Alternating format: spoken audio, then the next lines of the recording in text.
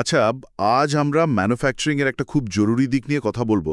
ভাবুন তো, ওই যে কাঠমিস্ত্রিরা যেমন কাঠ কেটে ডিজাইন করেন, হুম। ঠিক তেমনি মেটাল বা ধাতুকেও তো নিখুঁত আকার দিতে হয়। তো এর জন্য কিছু স্পেশাল মেশিন লাগে। একদম ঠিক। এই মেশিনগুলো কিভাবে কাজ করে, কেন এত গুরুত্বপূর্ণ, সেটাই আজ একটু সহজ করে বোঝার চেষ্টা করব। বিশেষ করে শেপিং আর প্ল্যানিং নিয়ে, তাই তো? হ্যাঁ, ঠিক বলেছ। মেকানিক্যাল বা প্রোডাকশন ইঞ্জিনিয়ারিং এর জন্য এই দুটো প্রসেস কিন্তু খুব বেসিক, মানে একেবারে গোড়ার কথা, শেপিং আর প্ল্যানিং। দুটোই তো মনে হচ্ছে ফ্ল্যাট সারফেস তৈরি করে। তাহলে শেপিং আর প্ল্যানিং এর মধ্যে আসল পার্থক্যটা কোথায়? খুব ভালো প্রশ্ন। সহজ করে বললে পার্থক্যটা হলো কোনটা নড়ছে তার উপর।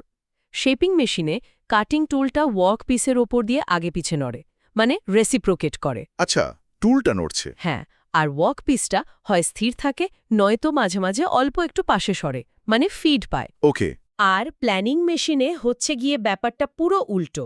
ওয়ার্ক পিসটাই মেশিনের টেবিলের ওপর বসে টুলের নিচ দিয়ে আগে পিছে যায়। ও আচ্ছা, ওয়ার্ক পিসটাই মুভ করছে। ঠিক। আর টুলটা তখন ধীরে ধীরে পাশে সরে বা নিচে নামে ফিড দেবার জন্য। মানে আমরা মজা করে বলতে পারি, শেপিং হলো ছোট ভাই আর প্ল্যানিং হলো বড় ভাই। হ্যাঁ, বেশ তুলনাটা। বড় ভাই মানে? কারণ প্ল্যানিং মেশিনগুলো সাধারণত অনেক বড় হয়, মানে খুব হেভি ওয়ার্কপিসের জন্য ব্যবহার হয়। এই যে বললেন প্ল্যানিং মেশিন এত বড় কাজের জন্য, কিন্তু আজকাল তো ধরুন সিএনসি মিলিং মেশিন এসে গেছে। ঠিক। সেখানেও কি প্ল্যানিং এর দরকার পড়ে? মানে এর প্রাসঙ্গিকতা কি এখনো আছে? খুব ভালো পয়েন্ট। সত্যি বলতে কি, সাধারণ ফ্ল্যাট সারফেস তৈরির জন্য প্ল্যানারের ব্যবহার এখন অনেকটাই কমে গেছে। সিএনসি মিলিং অনেক ফাস্ট আর ভার্সেটাইল। হুম। কিন্তু ওই যে বললাম, খুব বড় আর ভারী জিনিস, ধরুন বিশাল মেশিনের বেড বা বড় গিয়ারবক্সের হাউজিং, হুম। যেখানে বিরাট ফ্ল্যাট সারফেস দরকার, আচ্ছা। আমরা সাধারণত স্ট্যান্ডার্ড শেপার বুঝি। এর মেইন পার্টসগুলো হলো র্যাম, যেটা টুলটাকে ধরে আগে পিছে চালায়। র্যাম। ওকে। একটা টেবিল, যেখানে ওয়ার্কপিসটা ক্ল্যাম্প করে রাখা হয়। একটা বেস আর কলাম থাকে পুরো স্ট্রাকচারটাকে সাপোর্ট দেওয়ার জন্য। আর থাকে টুল হেড, যেখানে টুলটা ফিট করা হয় আর ফিড অ্যাডজাস্ট করা যায়। ঠিক। আর প্ল্যানিং মেশিন, যেমন ধরুন স্ট্যান্ডার্ড ডাবল হাউজিং প্ল্যানার, সেটা অনেক বড়। এর প্রধান অংশ হল একটা বিশাল লম্বা টেবিল। বিশাল টেবিল। হ্যাঁ, যেটা ওয়ার্কপিস নিয়ে রেলের ওপর আগে পিছে মুভ করে। দুপাশে দুটো খুব মজবুত ভার্টিক্যাল কলাম বা হাউজিং থাকে। আচ্ছা, দুটো কলম। আর এই দুটো হাউজিংয়ের উপর একটা হরাইজন্টাল ক্রস রেল বসে থাকে। এই ক্রস রেলের ওপরেই টুল হেডগুলো বসানো থাকে। অনেক সময় একাধিক টুল হেডও থাকে কিন্তু। ও, তার মানে অনেকগুলো টুল একসাথে কাজ করতে পারে। হ্যাঁ, পারে। এবার মেশিন কতটা বড় কাজ করতে পারবে সেটা তার স্পেসিফিকেশন দেখে বোঝা যায়। যেমন শেইপের ক্ষেত্রে র্যামের ম্যাক্সিমাম স্ট্রোক লেন্থ খুব ইম্পর্ট্যান্ট। Stroke length. হ্যাঁ, আর প্ল্যানারের ক্ষেত্রে টেবিলের সাইজ, মানে চওড়া আর লম্বা কতটা, আর দুটো হাউজিংয়ের মধ্যে ডিস্টেন্স কত, এগুলো জরুরি। তো এই দুটো মেশিনের গঠন আর কাজের মূল পার্থক্যটা কি খেয়াল থাকবে? হ্যাঁ, বেশ পরিষ্কার হলো। এবার শেপিং মেশিনের দিকে ফেরা যাক। এটা তো বেশ কাজের মেশিন মনে হচ্ছে।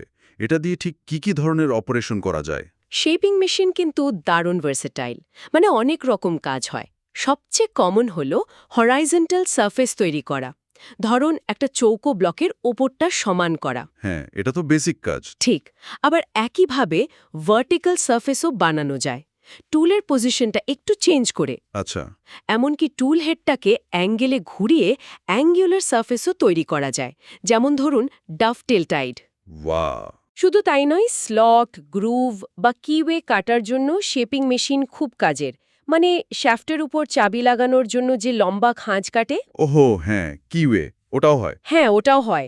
এমনকি বিশেষ অ্যাটাচমেন্ট বা টুল দিয়ে ইররেগুলার সারফেস বা স্প্লাইনও বানানো যায়, মানে সীমিত আকারে হলেও সম্ভব। তো দেখতেই পাচ্ছ, শেপিং মেশিন দিয়ে কত রকমের সারফেস তৈরি করা যায়। এই ভ্যারাইটিটা কি কল্পনা করা যাচ্ছে? হ্যাঁ, হ্যাঁ, বেশ ইন্টারেস্টিং। একটা ছোট্ট উদাহরণ দিলে মনে হয় বুঝতে আরও সুবিধা হবে। ধরা যাক, একটা চৌকো মেটাল ব্লকের টপ সারফেসটা শেপিং দিয়ে প্লেন করতে হবে। কিভাবে হবে ব্যাপারটা? খুব সোজাসাপটা প্রসেস।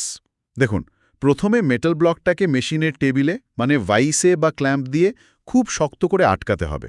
ওকে, ফিক্সিং। তারপর কাটিং টুলটাকে র্যামের টুল পোস্টে ঠিকমতো সেট করতে হবে। এরপর মেশিনের স্ট্রোক লেংথ সেট করতে হবে, যেটা ওয়ার্কপিসের চেয়ে একটু বেশি রাখতে হয়। একটু বেশি কেন? যাতে টুলে ঢোকা আর বেরোনোর জন্য জায়গা থাকে। আর তার সাথে কাটিং স্পিড আর টেবিলের ফিড ঠিক করতে হবে। মানে প্রতি স্ট্রোকে টেবিল কতটা পাশে সরবে। আচ্ছা, ফিড। হ্যাঁ, এবার মেশিন চালু করলে র্যামটা টুলস্মিথ আগে যাবে, এটা কাটিং স্ট্রোক, একটু ফাস্ট আর একটু স্লো গতিতে পিছনে আসবে, এটা রিটার্ন স্ট্রোক। প্রতিটা ফরওয়ার্ড স্ট্রোকে মানে কাটিং স্ট্রোকে টুলের ধারটা মেটালের একটা পাতলা লেয়ার কেটে ফেলবে, আর প্রতিটা রিটার্ন স্ট্রোকের শেষে টেবিলটা বকপিস নিয়ে একটু পাশে সরে যাবে, মানে ফিড পাবে। ও আচ্ছা, একটু একটু করে সরছে। একদম, অনেকটা ঘর মোছার মতো। একবার মুছলাম, তারপর একটু পাশে সরে আবার মুছলাম, এভাবেই পুরো সারফেসটা আস্তে আস্তে মেশিনিং হয়ে যাবে। বাহ, দারুণ উদাহরণ। পরিষ্কার হলো ব্যাপারটা। আচ্ছা, এই যে মেশিনিং হলো, এতে কতটা সময় লাগবে এটা বের করার কোনো সহজ রাস্তা আছে? মানে ধরুন পরীক্ষার জন্য বা কাজের একটা আন্দাজ করার জন্য। হ্যাঁ, মেশিনিং টাইম ক্যালকুলেশনের একটা আইডিয়া থাকা দরকার। শেপিংয়ের ক্ষেত্রে টোটাল টাইমটা মূলত কয়েকটা জিনিসের ওপর নির্ভর করে।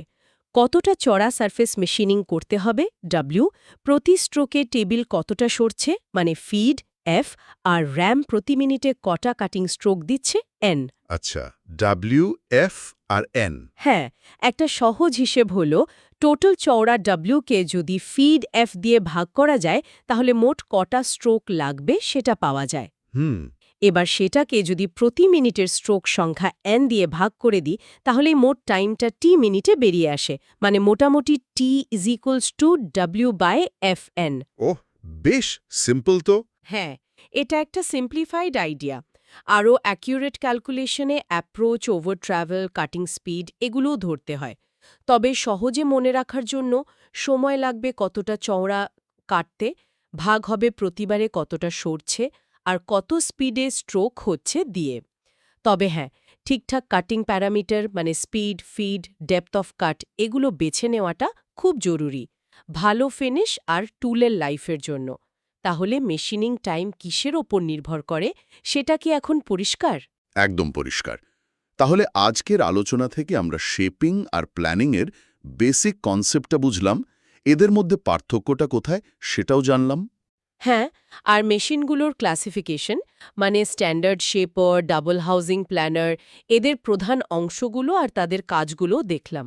আর শেপিং মেশিনে যে কত রকম ব্যবহার আছে, হরাইজন্টাল, ভার্টিক্যাল, অ্যাঙ্গুলার সারফেস, আবার স্লট, গ্রুভ, কিওয়ে কাটা, অনেক কিছুই তো করা যায়। একদম, আর তার সাথে মেশিনিং টাইম ক্যালকুলেশনের একটা সহজ ধারণাও পেলাম। আসলে এই বেসিক মেশিনিং প্রসেসগুলো বোঝাটা খুব দরকারি। কেন বলুন তো? কারণ এর উপর ভিত্তি করেই কিন্তু ভবিষ্যতের অনেক অ্যাডভান্স ম্যানুফ্যাকচারিং টেকনোলজি এসেছে।